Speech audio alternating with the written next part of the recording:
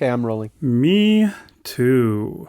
You're listening to the Dunesteef Audio Fiction Magazine. Hello, everybody, and welcome to another episode of the Dunesteef Audio Fiction Magazine. I'm Big Anklevich. And I'm Rish Outfield. And I can't believe we're doing this again. Yeah. I don't. It doesn't make any sense. How did I convince you to do this? I don't know. It's a contractual obligation, I guess. Yeah, I think that might be it. We would probably have had no shows for this whole year if it weren't for contractual obligations. All right, today we've got another story for you in our Christmas extravaganza. It's a bonanza of holiday stories. Just in time for Kwanzaa. Oh, yeah, there we go. That kind of rhymes. Or we could go back and say the extravaganza. It's a bonanza of stories that you could listen to on Kwanzaa. Today's story is by Marshal Latham. Marshal of the New Republic. It's called A Sci-Fi Christmas. I'm dreaming of a sci-fi Christmas. Just like the ones I used to know, Spock, where the Enterprise breaks the warp barrier to get us there just in time. Spock, before we start the story, this is a broken mirror event. And why don't you reiterate what was the prompt? You're invited to your girlfriend's / boyfriend family Christmas dinner for the first time, but the meal isn't what you were expecting. That's what everybody had as the impetus to write their story. Marshal Latham Marshal of Most Belleville sat down and he did us a story, The Sci-Fi Christmas. About the author. Marshal Latoya Latham. You mean the Marshal? Is a writer, dad, and sewage worker who has his own podcast, the Journey Into podcast, where he does pretty much what we do, only cooler. He also has a Star Wars podcast called Delusions of Grandeur, which is just rad. He has a movie podcast. Yeah, where he has a similar host that I do, only cooler. Only cooler. Yeah, I think that's kind of his life. He lives in Idaho, which is like where you and I live. Only cooler. Colder, actually. So, yeah, he wrote this for us, but you can find him over at journeyintopodcast.blogspot.com, and he hopes to one day stab a man until all the blood comes out. That's interesting, because I hope to someday shoot a man in Reno just to watch him die, so those are pretty similar life goals. You may be related. All right, everybody. Here comes the story. We'll see you on the other side.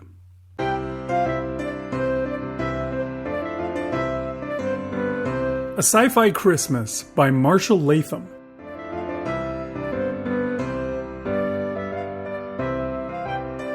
Hello, Damien. Damien closed the lid to the popcorn kettle, pushed the button to add the oil, and then turned around to greet his girlfriend. Hey, Lynn, you're here early. Is the mall traffic slow again tonight? They kissed across the concessions counter. Yes, Christmas Eve business at Tasty Taters diminished about an hour past, Lynn said. Annika decided to close before the appointed time. It was significantly eerie walking through the mall. It is nearly abandoned. Damien smiled at her phrasing. Lynn's family had moved here from a foreign country, Eastern Europe maybe? She was also homeschooled. Her manner of speech often seemed a bit off, more formal than necessary, especially for an 18-year-old. Damien, however, found it very charming, along with her beautiful green eyes and her smile. Well, it's 2016 in Cheyenne, Wyoming, he told her. Malls aren't as big of a thing as they were in my parents' day, but we're always bustling here at the theater. Did you have any trouble getting in? No. Amy is attending the ticket booth and allowed me entry. I did not see your manager anywhere, Lynn said. Tim is busy babysitting the lights on Projector 6. They won't automatically dim anymore. You came at a good time. We just finished the first big movie rush. I don't have much to do for the next half hour. Damien sprayed cleaner on the countertop and wiped off the spilled soda and popcorn crumbs with paper towels. He then walked around the long counter to Lynn's side and cleaned the front of the glass candy display. There, he said. All done. I wish to question you about something, said Lynn. First, Damien said, I have something for you.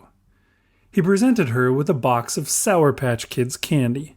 He had snagged it from the display case. Oh, my favorite, Lynn said excitedly. Damien loved to make her happy. She gave him another kiss. Hold on a sec, Damien said. He put his hand to his mouth and hollered toward the storage door behind concessions. Hey, Joe! A younger kid with short hair and sideburns stuck his head out. Yo! I'm going to hang out with Lynn in hallway A. Text me if you get busy up here. No prob. I'm almost done swapping out the syrup boxes. Thanks. Joe gave him a salute and disappeared back into the storage room. Damien and Lynn walked down one of the long hallways between auditoriums and sat on a cushioned bench. They shared another kiss. Lynn smiled and said, This is the location of our first meeting. That's right, said Damien. He remembered the scene from 6 months ago.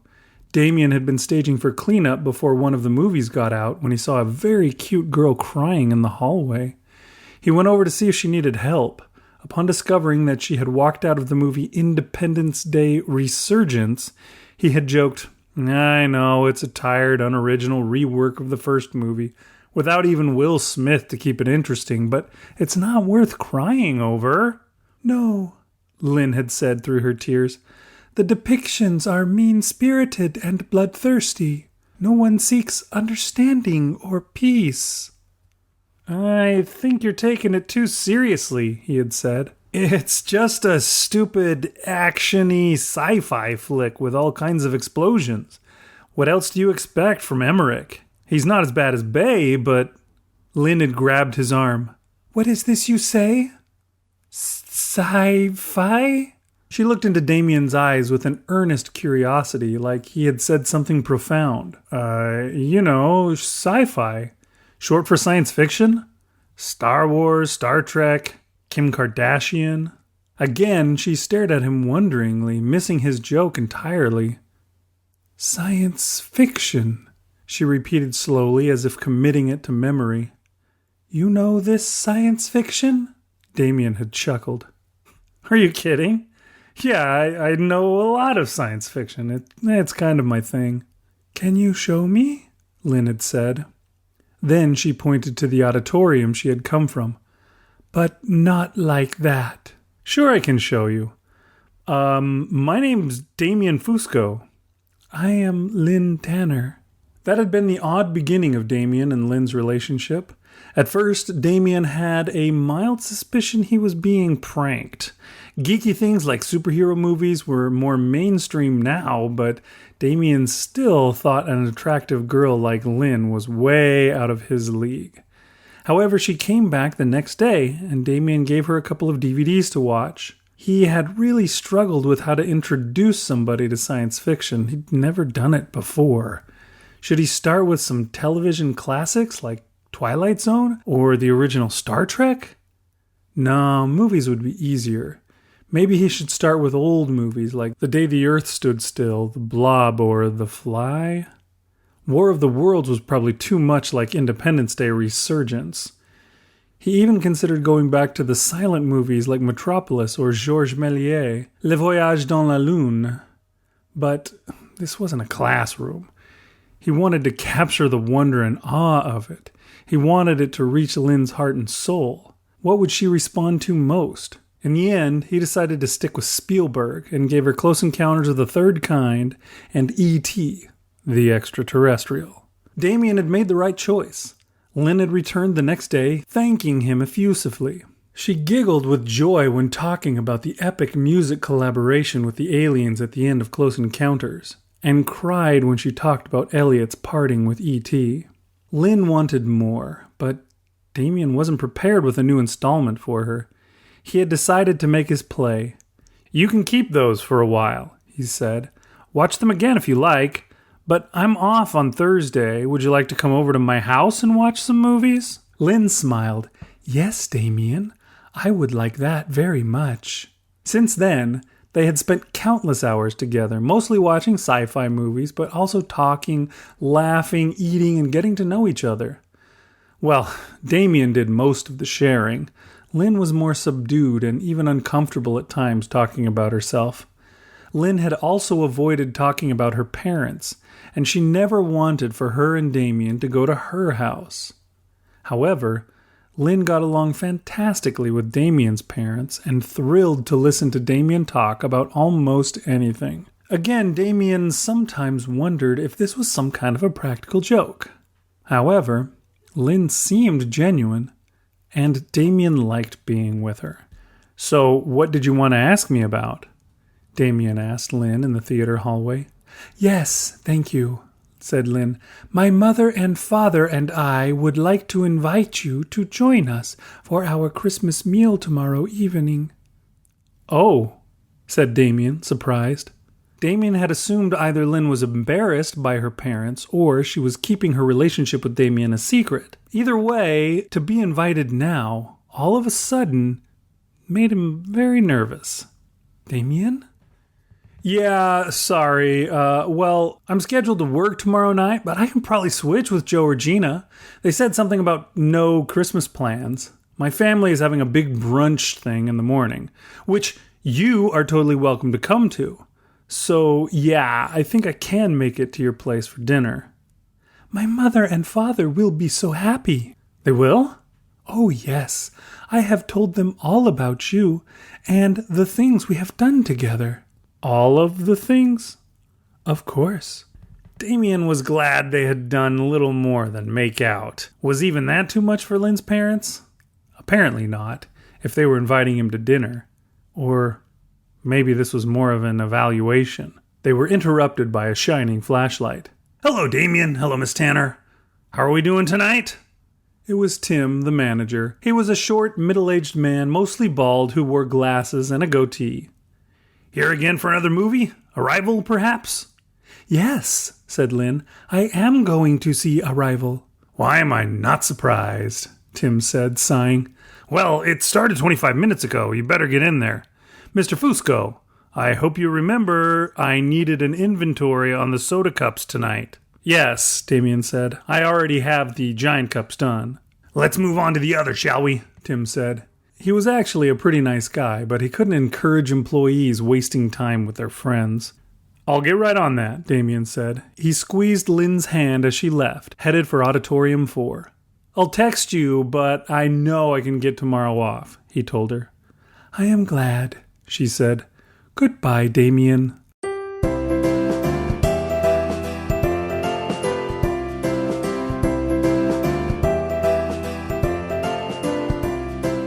Lynn was not able to make it to Damien's family brunch. She said she needed time to prepare.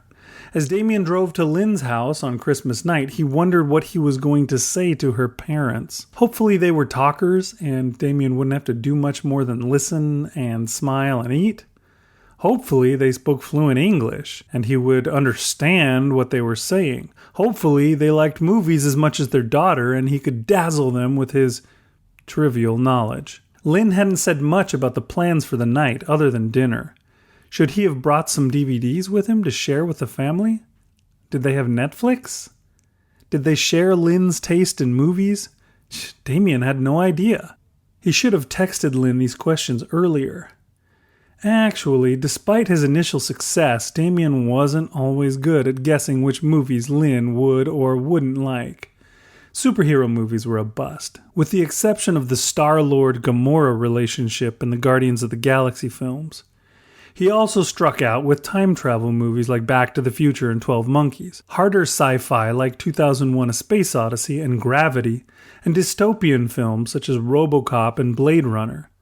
Lynn hadn't hated them, but she wasn't excited about them either. Aliens were a shoo-in, though not the actual movie titled Aliens. Of course, the aliens had to get along with the humans. Damien was happy that Lynn had loved E.T., but she was just as enchanted by the derivative knockoffs like Mac and Me, Paul, and Earth to Echo, which Damien didn't care much for. Starman, which Damien hadn't seen before, had been a big hit with both of them. Damien had been so excited to show Lynn the Star Wars movies, but he was disappointed by her reaction. The only character she really grabbed onto was Jar Jar Binks.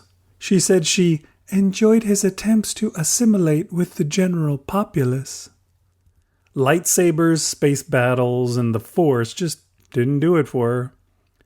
Damien had much better luck, however, with the Star Trek franchise. Lynn liked Spock quite a bit, as well as the ideals of Starfleet and the Federation. However, her favorite movies were Star Trek the Motion Picture, especially Ilia, and the stuff with V'ger at the end, and even more so Star Trek Insurrection. Again, Damien was perplexed and let down. He much preferred The Wrath of Khan or First Contact, but he then introduced her to the TV show Star Trek The Next Generation. Lynn became an avid fan. The ultimate winner, though, as Lynn's favorite sci-fi movie, was Arrival, starring Amy Adams and Jeremy Renner. They had seen the trailer and had arranged to watch it on its opening night. Lynn had cried throughout the movie. Damien had to explain some of the non-linear time elements of it to her, but she loved the character of Louise Banks. She loved how Louise managed to communicate with the aliens and began to understand their way of life. "She gets it," Lynn had said. Lynn had watched the movie countless times since, and consequently Damien had too. He liked it quite a bit, but not as much as Lynn. She even dressed as Louise Banks for a Halloween party Damien had taken her to.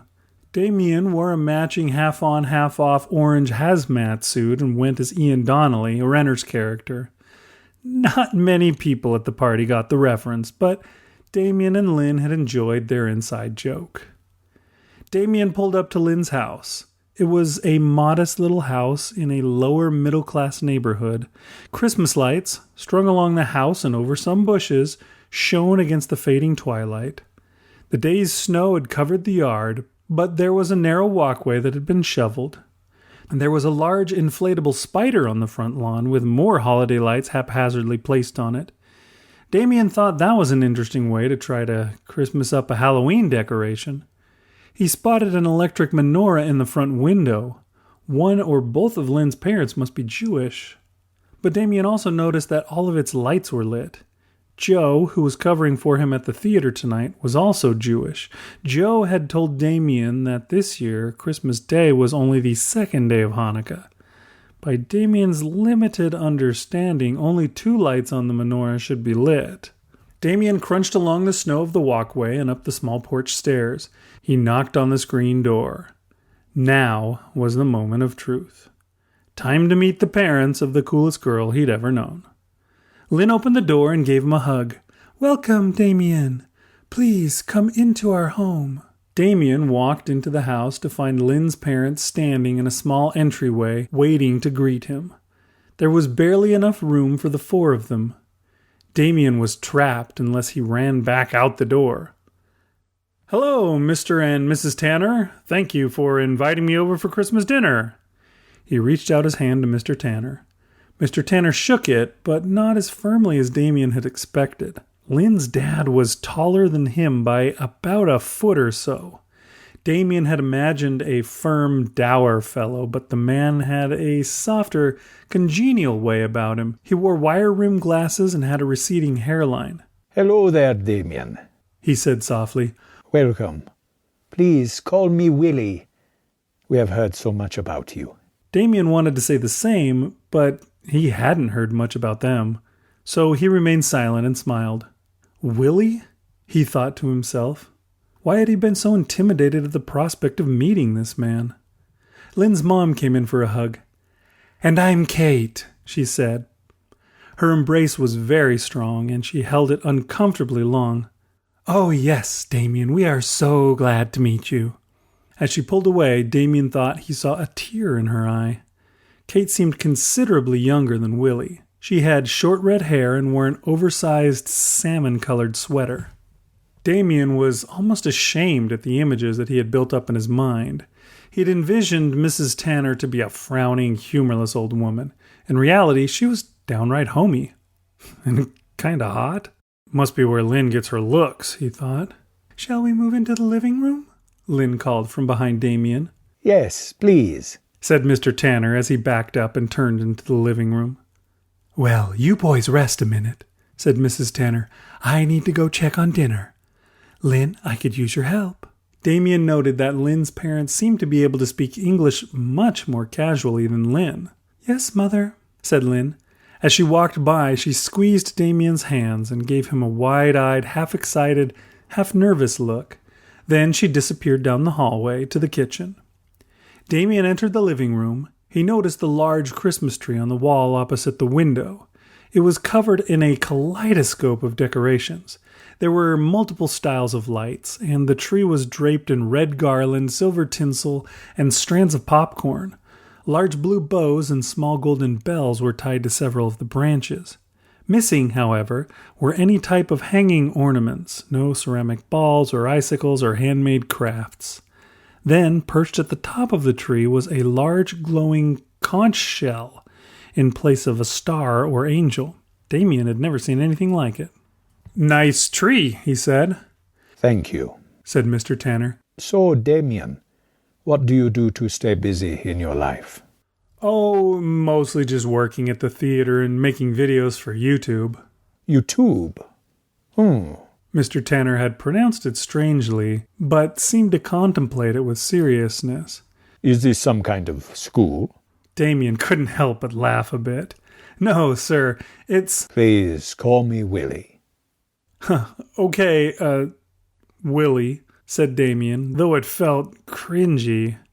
YouTube is just a website that allows you to upload videos. Some people just talk about stuff or do stupid, funny things. I try to capture little narratives out of everyday events, adding some minor effects. I call them micro-movies. Willie didn't say anything. Damien moved over to the fireplace. There was a nativity scene on the mantel. He saw figures for Mary, Joseph, and the baby Jesus. He also saw the familiar shepherds, cows, and lambs, but then he noticed an elephant, a zebra, a bear, and was that a pretty pony? Willie interrupted his observations. So you make movies like the E.T.? "No," Damien said, "nothing that good. It's just small, meaningless stuff. I've thought about moving to Hollywood and trying to work in the real movies, maybe be an editor or something, but I'll need some education, and there's nothing like that here in Wyoming. I've just been working at the local movie theater since before I graduated high school." So you don't want to stay here in Wyoming? "No, not forever. There's a world for me to discover." Very good. "Yeah, I guess so," Damien said. He was starting to feel intimidated again. Evaluated. And your family, won't they miss you? Willie asked. "Well, sure, but my mom and dad both work, and they have their hands full with my two little brothers. I help out with rides and stuff, but my dad is always encouraging me to go seek my fortune." Yes, he is right. That is good. Willie seemed very pleased. Thanks, said Damien. He laughed nervously. In your schooling, did you learn any new languages? Willie asked. Yeah, I took 2 years of Spanish. And was it easy for you to learn? Do you continue to speak the language well? Speak it? Not really. I can pick up bits and pieces when I hear people talking. It's easier if I see it written down, but I can say things like, ¿Dónde está el baño? Or, Pasa las chalupas, por favor. Damien expected a chuckle, or at least a smile, but Willie's face was blank. I guess you don't speak Spanish, said Damien. No, replied Willie. Mrs. Tanner entered the room. How are you boys doing in here? Fine, said Damien. Wonderful, exclaimed Willie. This boy Damien is a fine specimen. Damien decided to take that as a compliment. He was glad to be interrupted. Where's Lynn? he asked. "She is waiting for us at the table. Dinner is ready," Kate announced.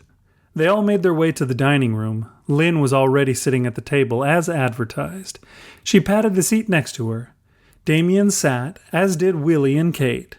Spread on the table in front of them was a giant platter full of several varieties of Spam, Velveeta, crackers, and condiments. For beverages, there was a small selection of soda in 2-liter plastic bottles, including ginger ale, Squirt, Orange Fanta, Dad's Root Beer, and Mr. Pibb. Each plate had a small bowl in front of it filled with Sour Patch Kids. All three Tanners started digging in and building combinations on their plates. Damien just watched, smiling with delighted amazement. "Damien?" asked Lynn, concerned. "Why do you not eat? Do you not like the meal?" Damien laughed. No, it's great. I'm great. It's just not what I expected." He began assembling his own creations. "Willie likes the teriyaki Spam with the sharp cheddar Velveeta," said Kate, with food still in her mouth. "My favorite is the queso blanco Velveeta and the jalapeno Spam on a chicken and a biscuit cracker." "I'll have to try those," said Damien. Eventually, the four of them ate everything on the platter. Then Kate brought out the Jell-O brand cherry cheesecake. Damien was having a blast. They talked about movies, his YouTube videos, and growing up in Cheyenne. They ate and laughed and had a lot of fun. Damien wished he had met Lynn's family months ago. Then, at a certain point, Kate looked at Lynn and said, "You have made a marvelous choice, my little one. I think it is time that you make the request." The mood in the room instantly shifted.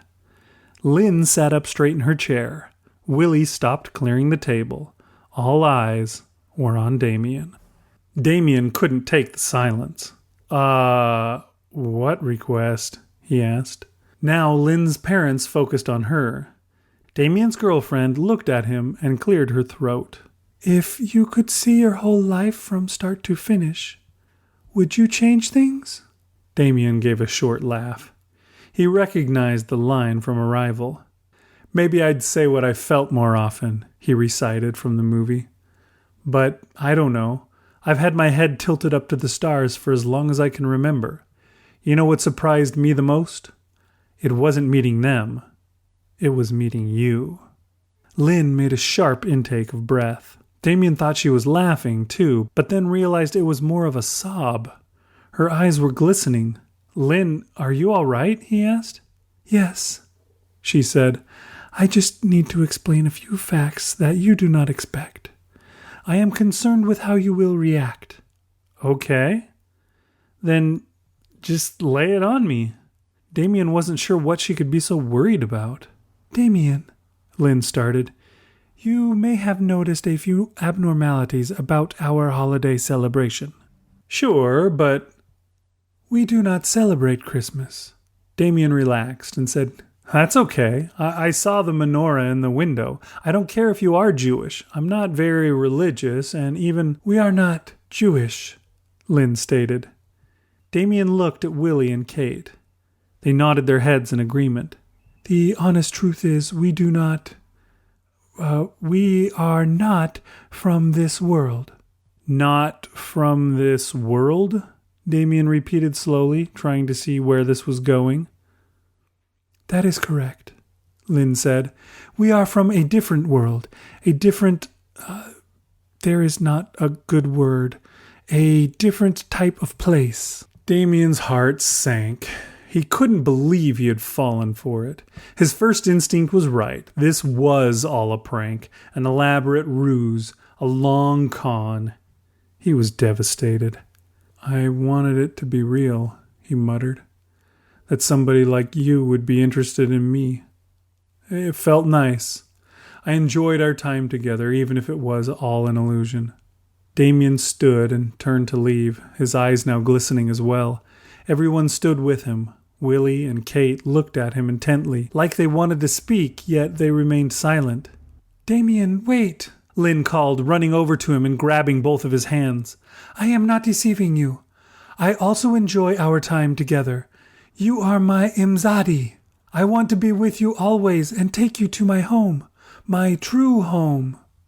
Imzadi was a reference from Star Trek: The Next Generation. To him, it felt like mockery, using something he loved to manipulate him. Where is your home? The Delta Quadrant? Damien asked.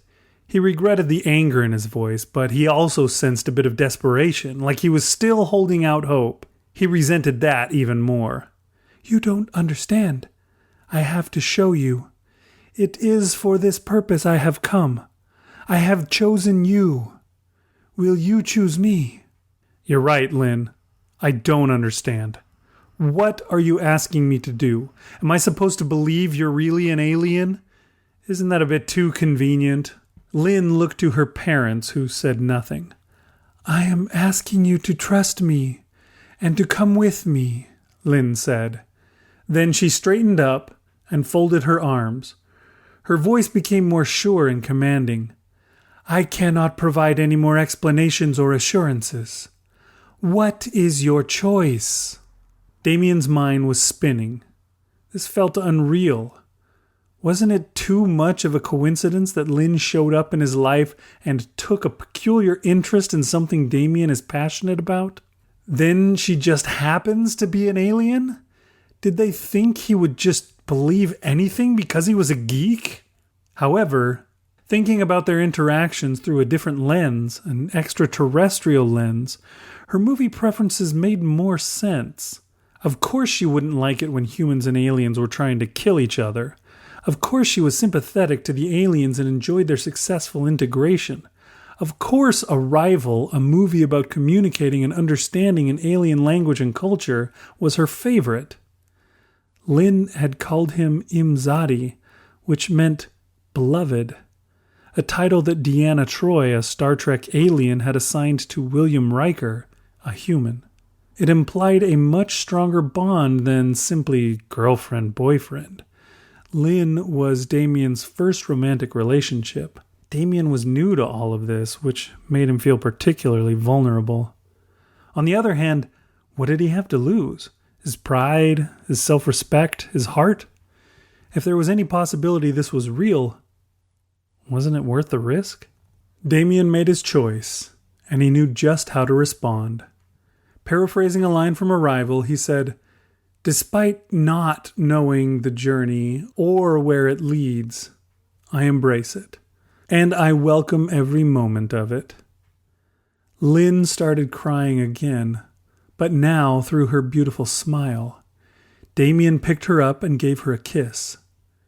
"Woohoo!" Kate cheered. Willie did a strange little dance. Well, I'm sure glad that is over, he said. That was intense, huh? So, what just happened? Damien asked. Can someone please tell me what is going on? I'd love to, said Kate. We could not interfere before, which is maybe the hardest thing I've ever had to do. But this was between you and Lynn. This is the way of our people, Damien. This is how we explore the cosmos and learn about other worlds. The women of our race must choose a mate or a jintal from another world. They integrate into our culture, and we learn from them. By accepting Lynn's offer, you have become Earth's ambassador. This is not a bad gig, kid, said Willie. These ladies treat you right. I am originally from the world of Bode, in the Karnak sector. At least that's what I call it. Damien was still a bit on guard. If they were deceiving them, they were taking it pretty far. He flashed a glance at Lynn and smirked. Imzadi, huh? Yes, Lynn said, beaming. I knew that would help you understand. Imzadi is much like Jintal, but also different. So what now? Damien asked. Do we have to leave now? Can I say goodbye to my family? We will be here until New Year's Day, said Kate, seeming to be the one in charge. I am very curious about this holiday. Damien looked forward to ringing in the new year with the Tanners. Bring on the spam. Despite his lingering suspicion, Damien felt strangely at peace with everything. So this was really happening? He'd always believed there must be life beyond the planet Earth, but this was very sudden and unexpected. What was he going to experience with this odd family? What about his parents and brothers? Will I be able to return to Earth? Will I ever see my family again? Damien asked. Of course, said Kate. That's all part of the grand experiment. But there will be a period of acclimation and probation that you'll need to go through before all that. Probation? You should come up with a good story about why you're leaving, suggested Willie. Maybe you can tell your parents we are, eloping, Lynn said. Damien hadn't thought of that. What else hadn't he thought of? Then a question came to mind. So, do all of you always appear human? Is this your true form? Or are you using some sort of image inducer or something? The three aliens just looked at each other. Finally, Kate broke the silence. Damien, you've been through a lot today. We've got a few days before we leave, so let's just take it slow. Okay, said Damien. But now it's all I can think about. More silence. Lynn spoke up. Do not worry, Damien. You have nothing to be concerned about. I mean, it is not like we are septopods or something like that. Heavens, no, said Willie. Nothing as ghastly as that, said Kate. The trio erupted in laughter. Damien laughed too, but nervously. What have I gotten myself into? He thought.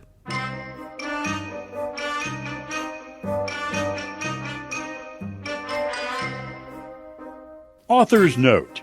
Hey, Big and Rish. This is Marshal Latham. You mean the Marshal? The author of A Sci-Fi Christmas. And this is the first opportunity I've ever had to do an author's note. I was excited last year when you read your Christmas stories and then gave out your premise for a story writing challenge and invited anybody to submit stories to you. And so I took it as a challenge to write another story, a Christmas-themed story based on your premise. But first I had to come up with an idea, what would make it unique.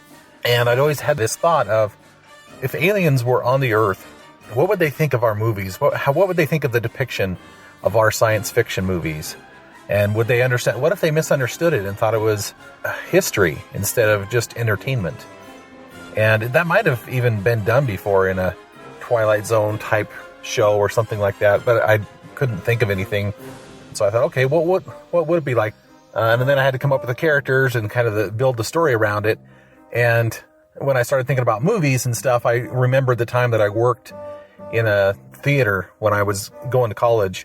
All the fun that I had and the movies that I was able to watch and the friends that I made there.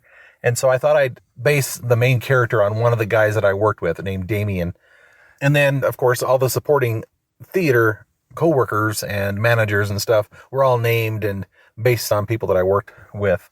So I developed Damien and how he met Kate and how he started to introduce her to science fiction and kind of what their relationship was like. Because, of course, the end goal was to get him to her house with her parents for Christmas dinner that was strange. And it just kind of fell from that. But then I had to develop a story around the aliens. Why had Lynn and her family come to Earth? Why did they invite Damien over for dinner? Those types of things. So I kind of had to build up this culture, this alien culture. And, I could have gone deep into it, but of course it was just a short story. So I just came up with the scenario that I thought would be kind of unique and kind of fun and would kind of, force Damien to make this choice of whether he would trust in this girl or believe it was real. And, just kind of all the things around that. And somewhere along, I don't know where Arrival came from as far as, I guess I was just trying to think of movies that an alien would appreciate. And I did like Arrival quite a bit. I thought it was a good story. And then I just thought, well, I'll just make that Kate's favorite movie. And it'll kind of be the inside joke or the personal reference that would only mean something to Lynn and to Damien. And would just kind of strengthen that connection between them. And so hopefully I did a good job at that. Hopefully everybody enjoyed the story. And if you're going to do another challenge, I'll try to step up and write something else. But thanks for this opportunity and for inspiring me to write another story. So Merry Christmas and journey on. Or should I say, keep Dune Stephen, guys. Talk to you later. Bye.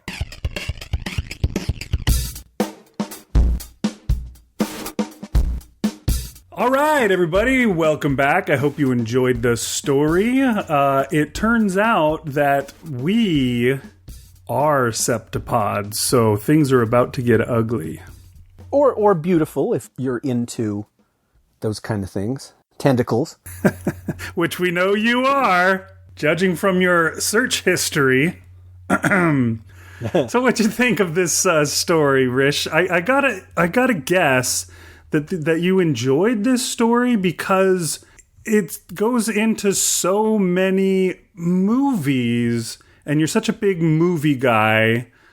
Although I know that, sci-fi is not necessarily your thing. It's more horror than sci-fi, but still, you've watched, I'm sure, every movie that was referenced in this story.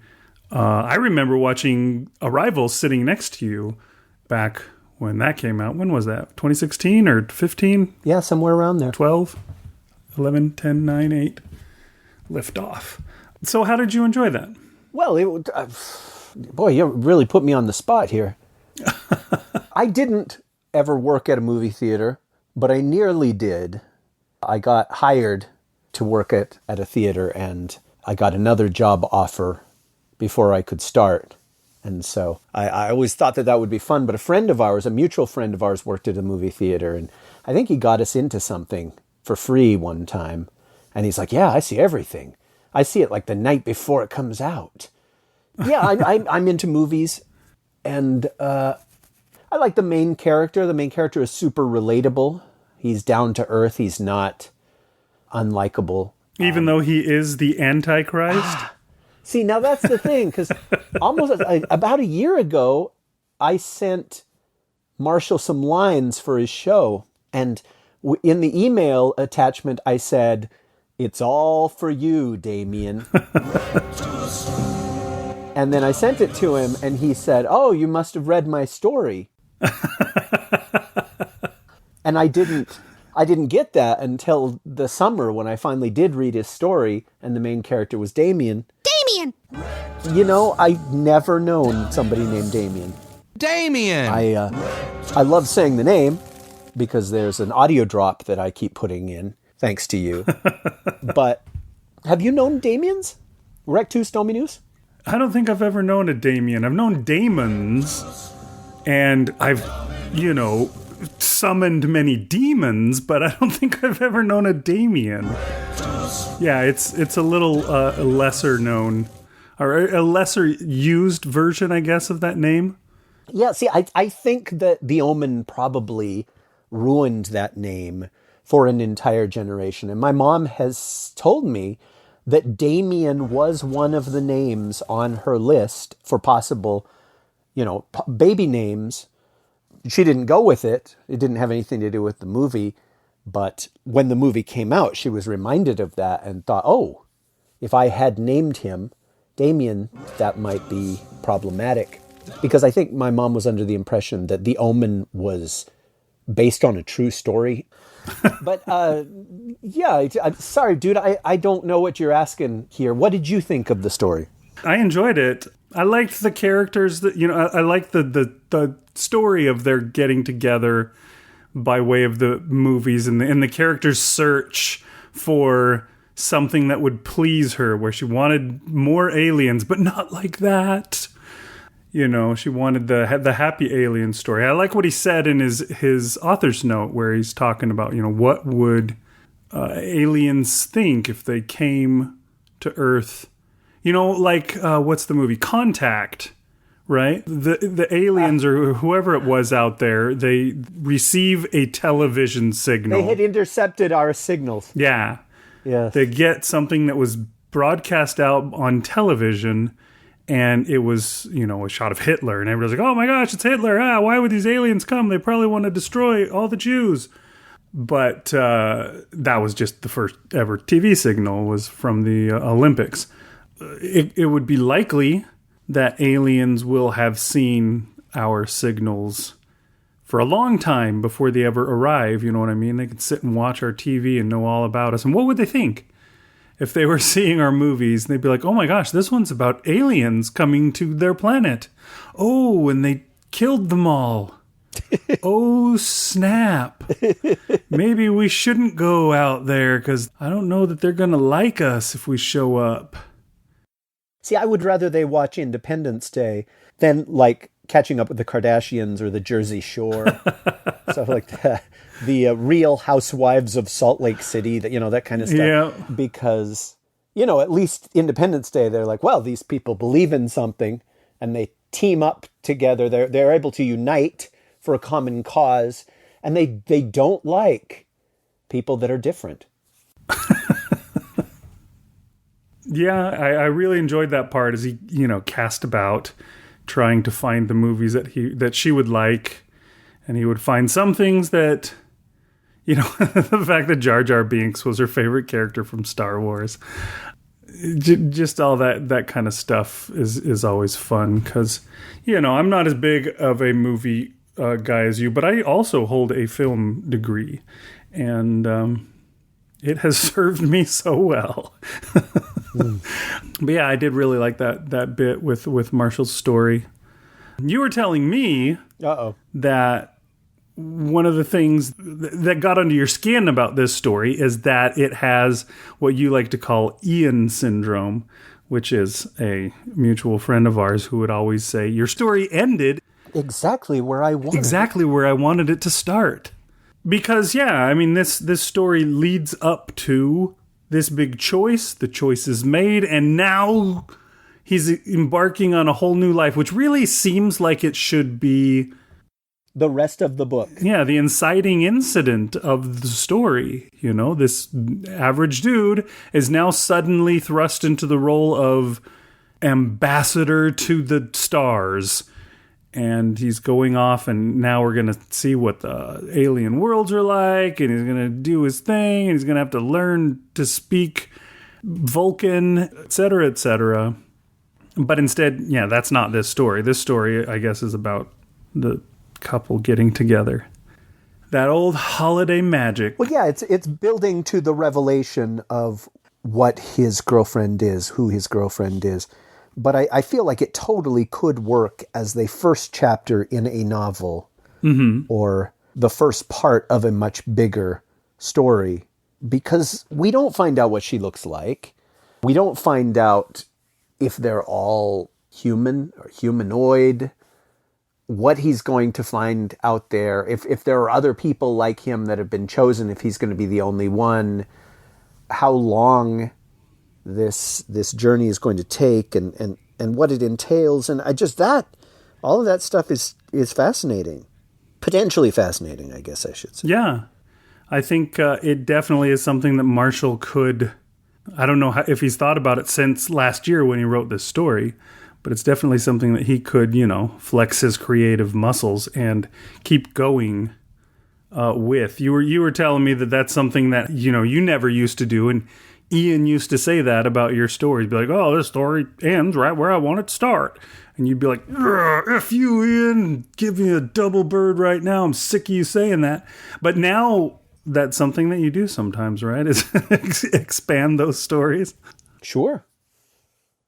It's just a commitment sometimes to write something large. And I'm preaching to the choir considering how big of stuff you write.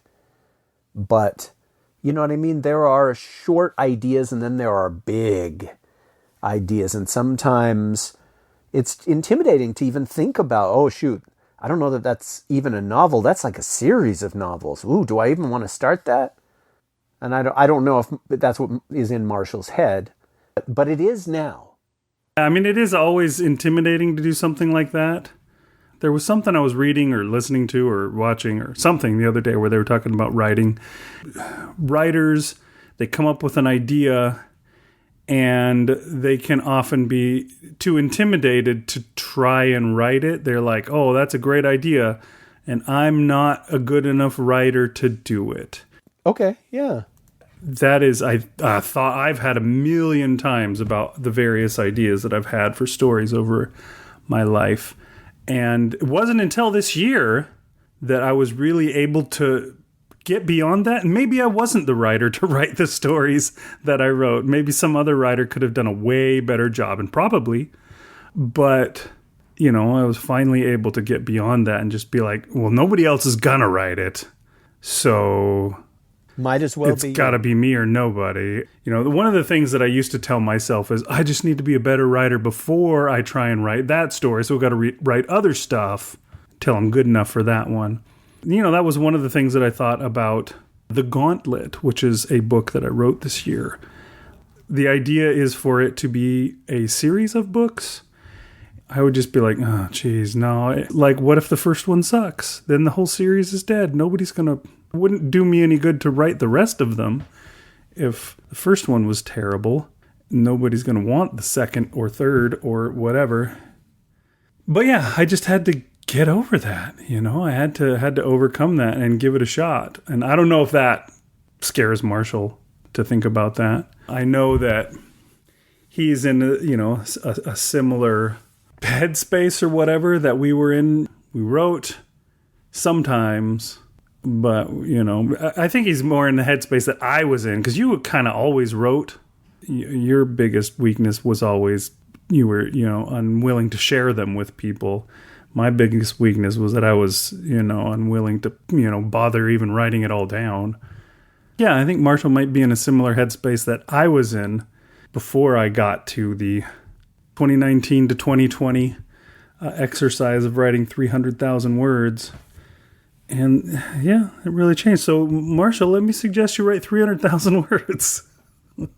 You know, maybe you could do that tomorrow.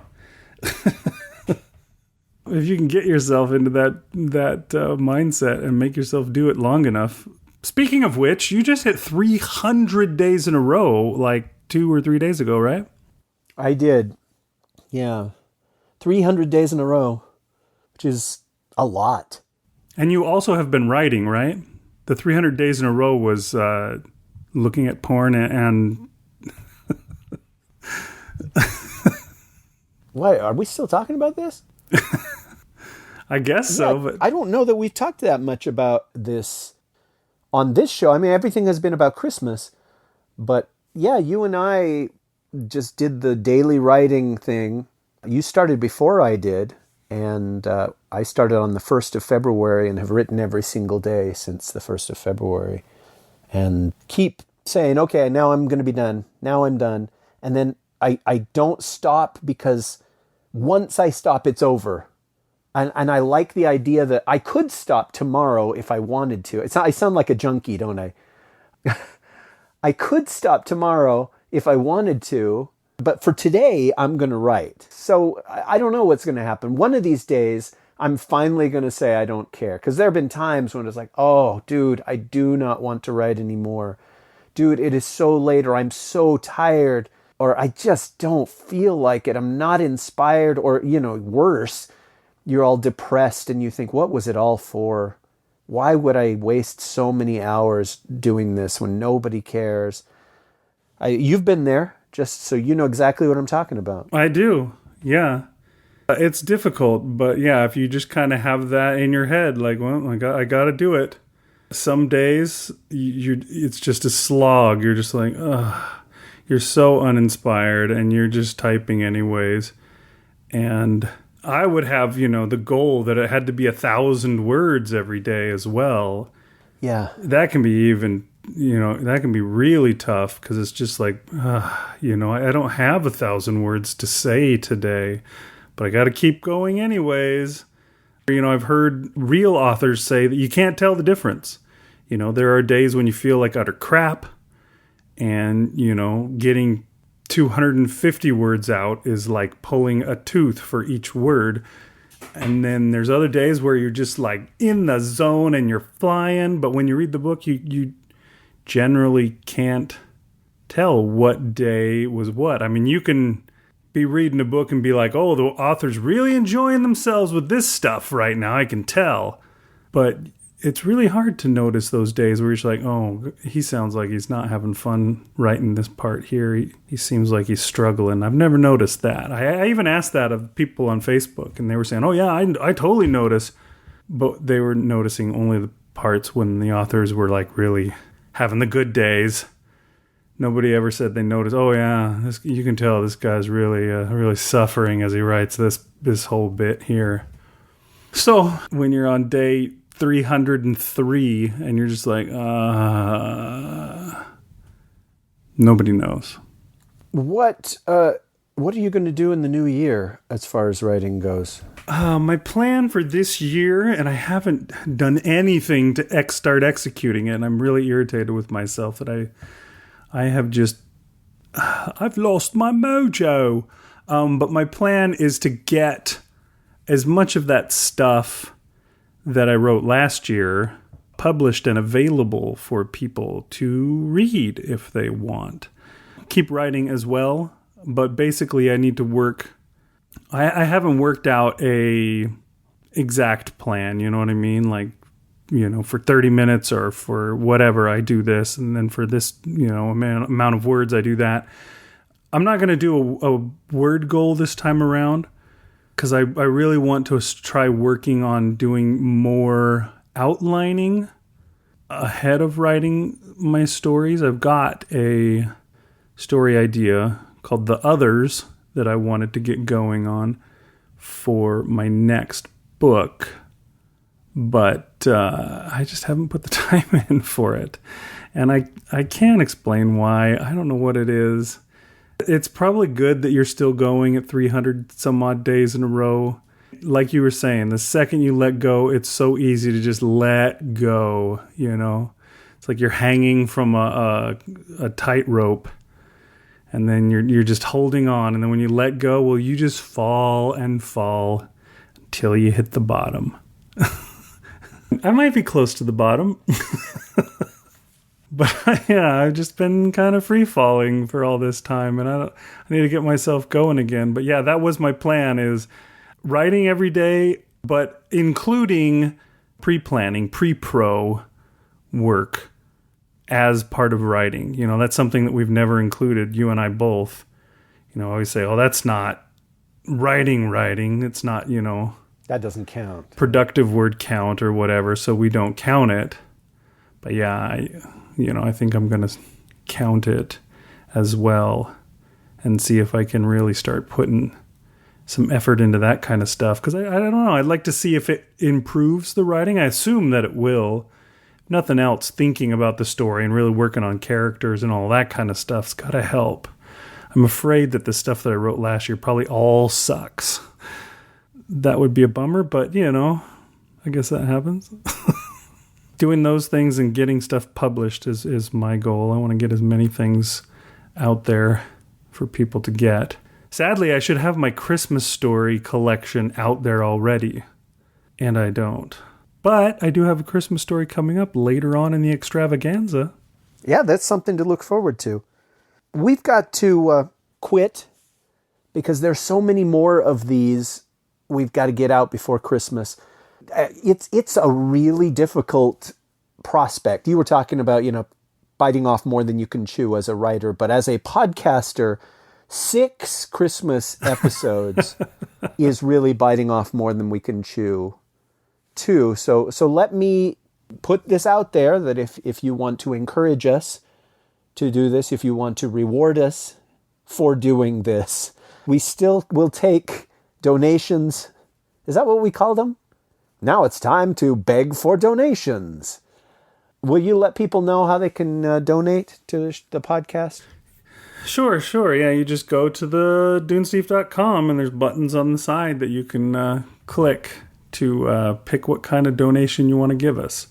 And it would definitely be encouragement for us to make it to the end. These 6 episodes. Will it happen? Is it possible?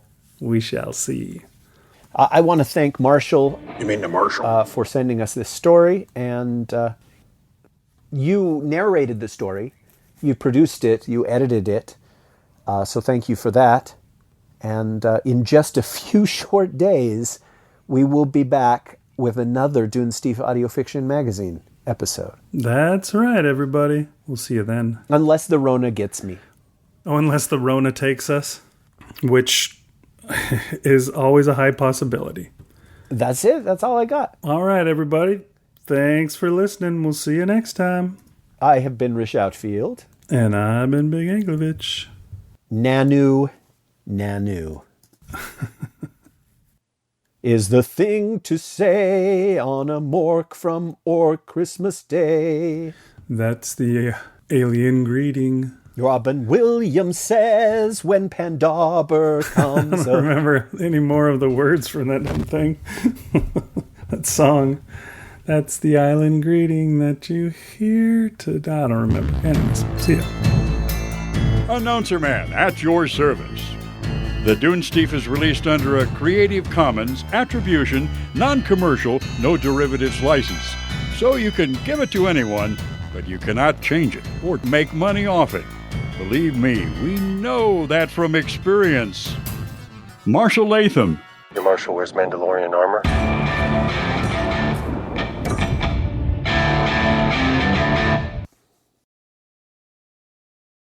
Take two. And why don't you reiterate what the thing was, the mantra, the point of it all? What was the prompt? Give me 1 second. I want to make sure I get the whole thing right. You don't know. I don't. You're invited to your girlfriend/boyfriend's family Christmas dinner for the first time, but the meal isn't what you were expecting. Wow. Do you have it memorized? No, I was reading it off of yours, Oh. so why don't you say that? That's where I was going to open mine so I could read it off of there. Had to open the thing, though.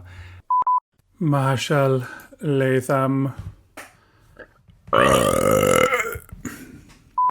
Annika decided to close before the appointed time. It was significantly eerie walking through the mall. It is nearly abandoned. Sounds like the anakoinosis guy. Oh, bye. Lynn smiled. Yes, Damien, I would like that very much. Anakoinosis is wonderful. However, her favorite movies were Star Trek the Motion Picture, especially Ilia. Ilia? I haven't seen that movie in 40 years. Okay, that's an exaggeration. 30 years. Damien walked into the house to find Lynn's parents standing in a small entryway, waiting to greet him. Hello? Shall we move into the living room? Oh no, this is Lynn. Shall we move into the living room? Lynn called from behind Damien. Yes, please, said Mr. Tanner. Gosh, I can't do all these voices. All eyes were on Damien. Rectus Dominus! Lynn made a sharp intake of breath, and then she made poo-poo. I also enjoy our time together. You are my Imzadi. I don't know how to say that. I'm not a Star Trek nerd.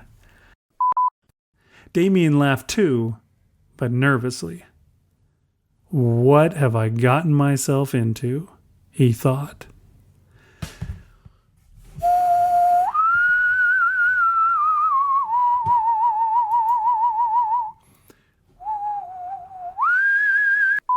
Yeah, I got to warn people that my story, when it hits, is eerily similar to aspects in this story. But maybe we'll find that out later. Maybe I shouldn't share that.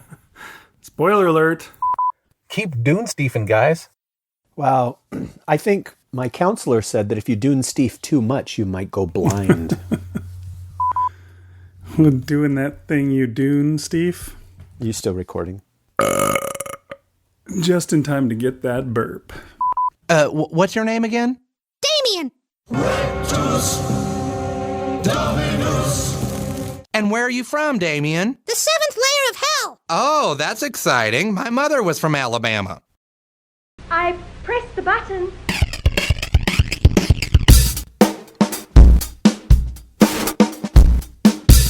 You're listening to the Dune Steve Audio Fiction Magazine.